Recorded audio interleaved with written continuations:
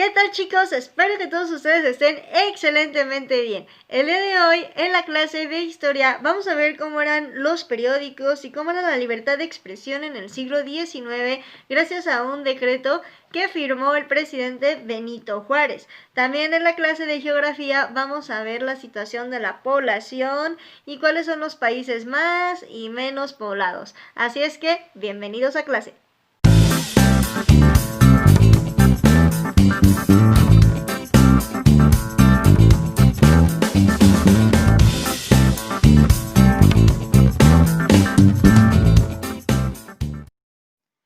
Y como ya te lo he adelantado con anterioridad, hoy en la clase de historia vamos a ver un poquito acerca de cómo eran los periódicos de la época del siglo XIX y cómo se convirtieron en un escenario importante para la expresión de ideas y de la caricatura. Y como ya sé que historia los aburre a casi todos los niños, lo vamos a hacer de una forma muy sencilla, abriendo 3 cajitas sorpresas para explicar este tema, únicamente en 3 cajitas. Vamos a abrir nuestra cajita número 1 que tenemos aquí. Y esta cajita nos dice que durante el gobierno de Benito Juárez se logró el derecho a la libertad de expresión. Ok, hay que recordar algo muy importante. Nosotros nos vamos a situar una vez terminada la Guerra de Reforma, cuando Benito Juárez se hace presidente. Entre muchas cosas que él realiza o garantiza la libertad de expresión. ¿Pero qué es la libertad de expresión? Bueno, la libertad de expresión es expresar nuestras ideas mediante distintos instrumentos o medios sin temor a ser censurados o cancelados. Ok, en la actualidad pues son las redes sociales como Facebook, YouTube, Twitter, Instagram, MySpace, en mis tiempos, Messenger, etc. Pero en la antigüedad o en este siglo XIX, pues era el periódico o el arte, es decir, la escritura o el dibujo mediante el cual las personas podían expresar su opinión, pero sin sin ser censurados o cancelados, pero también con ciertas condiciones que vamos a ver un poquito más adelante en otra cajita de este tema. Muy bien, vamos a la cajita número 2. Y la cajita número 2 nos dice que entonces, una vez hecho este decreto de la libertad de expresión por el presidente Benito Juárez, la prensa ejerce su libertad de escribir mediante textos y caricaturas para expresar críticas e ideales. Muy bien, chicos. Antes, durante este periodo de Benito Juárez, fue un proceso o fue un tiempo en el cual la prensa tuvo absolutamente libertad de escribir lo que ellos quisieran escribir y lo utilizaron para compartir sus propios ideales políticos, así como criticar a algunos obispos, políticos, artistas o personajes muy importantes de la época. Lo hacían a través de la escritura, pero también lo hacían a través de algo muy importante, las caricaturas, ¿ok? Seguramente tú has visto alguna caricatura, de hecho tú sabes que la caricatura favorita de tu maestra es Bob Esponja. No nos referimos a este tipo de caricaturas, nos referimos a realizar caricaturas de personas, es decir, resaltar a lo mejor sus defectos, hacerlos con la cabeza más grande, hacerlos con la nariz más grande, como en forma de cierta burla para expresar su crítica hacia esta persona, hacia su trabajo, hacia su profesión, sobre todo si no lo estaban haciendo de una forma correcta. Y aquí hay un dato curioso, ni siquiera el propio Benito Juárez se escapó de que lo hicieran caricatura, aun cuando él fue el que dio este decreto de libre expresión para la prensa. Aquí tenemos una especie de caricatura de las que se hacían en esa época. Esta caricatura se llama El hijo de el aguizote. Y le ponen por ahí una frase de que la perra es brava. Es brava. Este es un recorte, chicos, del periódico de la época, por eso se ve un poquito con mala calidad. Pero quiero que distingas por aquí. Tenemos algunos rasgos de alguna persona, probablemente era algún político, y tenemos a otro que lo está mordiendo con la cola porque le pusieron cuerpo de alacrán, ¿ok? Bien, ¿por qué te quiero mostrar esto? porque no eran caricaturas como bonitas para hacer un tipo homenaje, no, eran caricaturas de este tipo en donde criticaban a estos personajes. Y recuerdas que yo te dije que ni siquiera Benito Juárez se había exentado de esta posibilidad. Bueno, pues quiero que veas a continuación la siguiente caricatura de Benito Juárez. Mira nada más, aquí está Benito Juárez. Le resaltaron, obviamente es una caricatura mucho más recatada que la anterior, pero hicieron una caricatura de Benito Juárez. Está sosteniendo la Constitución de 1857 y quiero que te imagines qué nota periodística habrán escrito de esta caricatura de Benito Juárez. ¿Ok? Quiero que vayas en este momento, pongas pausa a este video, vayas por tu libreta de historia, le pongas la fecha del día de hoy, 13 de enero de 2021, como título, actividad de video de la clase. Y quiero que escribas la siguiente pregunta. ¿Qué nota habrán escrito de Benito Juárez para acompañar esta caricatura? Muy bien, quiero que ahí escribas qué te imaginas que había en esa nota, en ese periódico, y que acompañaron con esta imagen, imagen de Benito Juárez rompiendo una constitución y teniendo una constitución entera que era la constitución de 1857. ¿Qué habrán querido expresar con esa imagen? ¿Y qué te imaginas que decía esa noticia?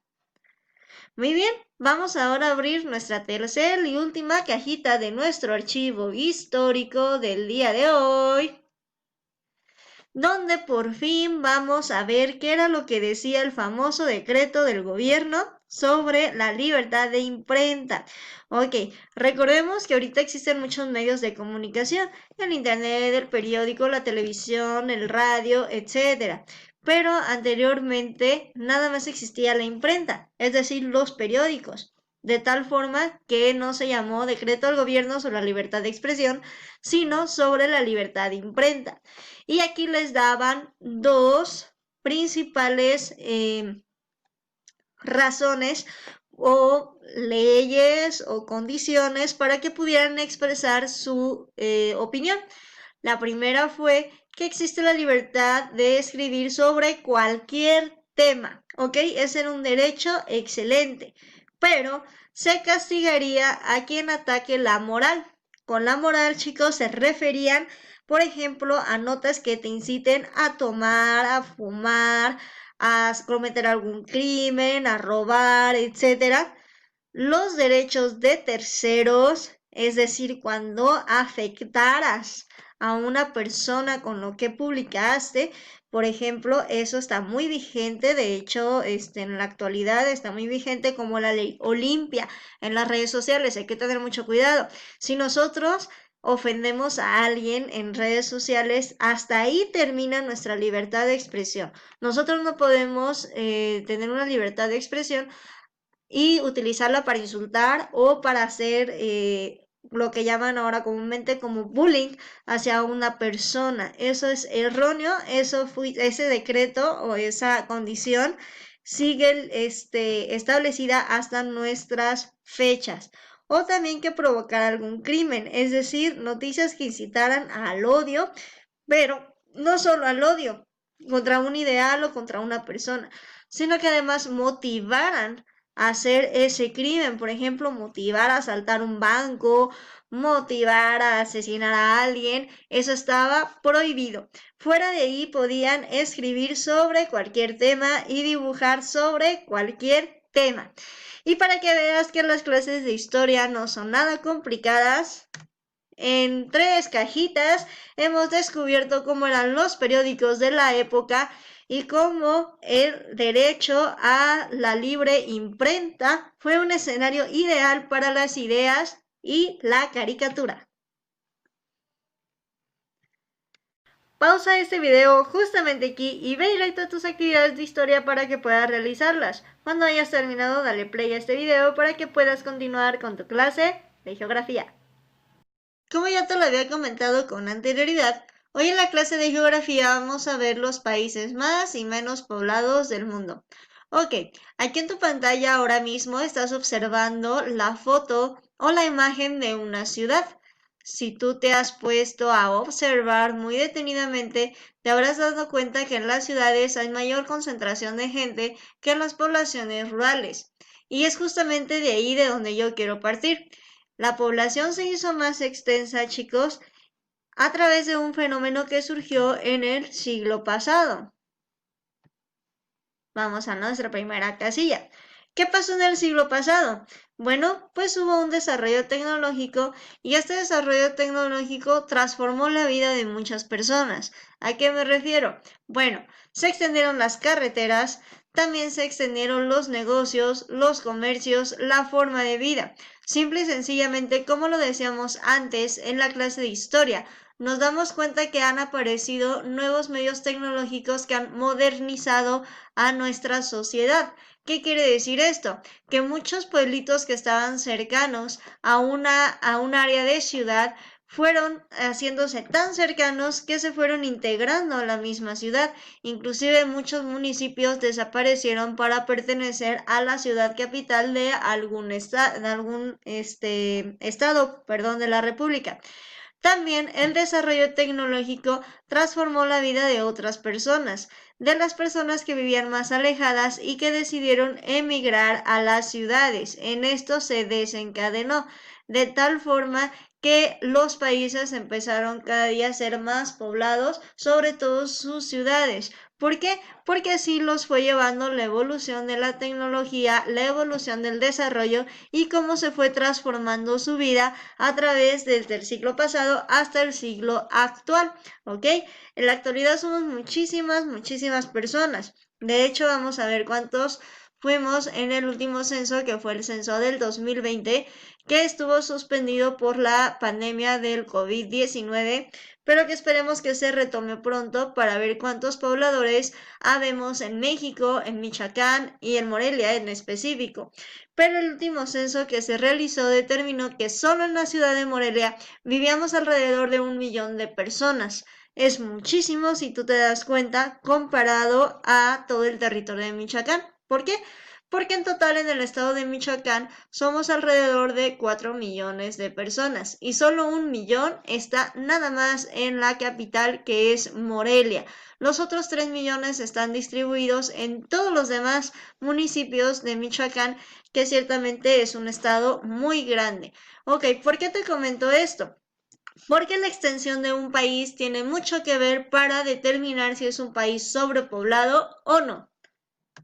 Voy a ponerte un ejemplo.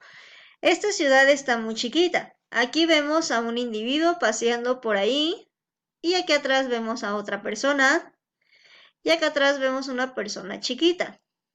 Nosotros decimos que esta es una ciudad por las construcciones, etc. Pero también decimos que no es una ciudad sobrepoblada. ¿Por qué? Porque solamente vemos 3 habitantes en esa extensión que es mucho más grande. Imagínate que estas 3 personas estuvieran sentadas en esta banca. Yo creo que apenas cabrían. Y si tomamos la población de esta banca, que es más chiquita que las 3 personas, diríamos que esta banca es sobrepoblada. ¿Por qué? Porque si agregamos otra persona, probablemente sí se pueda sentar, pero ya estén muy apretaditos. Es por eso que los países más poblados del mundo son aquellos que su extensión es más pequeña que su población. Por lo tanto, sus habitantes están así como en un puñito, como si fueran uvas. Vamos a ver un ejemplo. Por ejemplo, Asia cuenta con aproximadamente 21 millones de habitantes y ellos están únicamente en un territorio de 7.5 millones de kilómetros cuadrados. Si tú te fijas, el país es pequeño comparado con su número de habitantes y esto hace que sea uno de los países más poblados. También tenemos a Indonesia, que solamente tiene 2 millones de kilómetros de extensión y en esos simples 2 millones de kilómetros tiene que albergar a 244 millones de habitantes. Y tenemos el que hasta ahora o hasta el censo del 2020 era el país más poblado del mundo, que fue China, con un total de 1.332 millones de habitantes. Para que te des una idea, esta foto es una playa de China. Fíjate cómo están, ni siquiera caben. Yo creo que ni siquiera se puede ahogar a alguien ahí porque prácticamente lo pueden sacar de simplemente estirándole la mano. Mira estas sombrillas, es una locura. Parece que es como la arena en lugar de ser una sombrilla. Parece que es una lona así gigante que los está cubriendo del sol.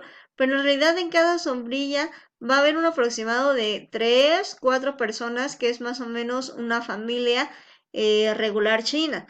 Quiero que veas todos estos puntitos negros que se ven, son habitantes en una playa de China. Y ojo, aquí va el dato más sorprendente. Esta foto fue tomada en un periodo no vacacional, es decir, que aquí no están en vacaciones. Quiere decir que estas personas que están aquí están porque tienen la posibilidad de ir a la playa en cualquier época del año. Pero en temporada vacacional obviamente habría muchísimo más gente. Yo creo que ni siquiera hay espacio para acostarse en la arena a tomar el sol. Ok, en conclusión, la población o el que determina la sobrepoblación de un país es el territorio del mismo comparado con sus habitantes, ¿ok? Esto lo vamos a ver más clarito para que lo puedas entender en la actividad del día de hoy en geografía. Así es que no te preocupes si por ahora solo ves números y no comprendes a qué es a lo que me refiero con decirte que el territorio está más pequeño en comparado al número de habitantes. Y bueno chicos, esto ha sido todo por el día de hoy. Espero que no se te haya hecho nada pesada la clase y que hayas aprendido muchas cosas. Anota todas las dudas que tú tengas para que en la clase del día de hoy podamos resolverlas. Hasta la próxima.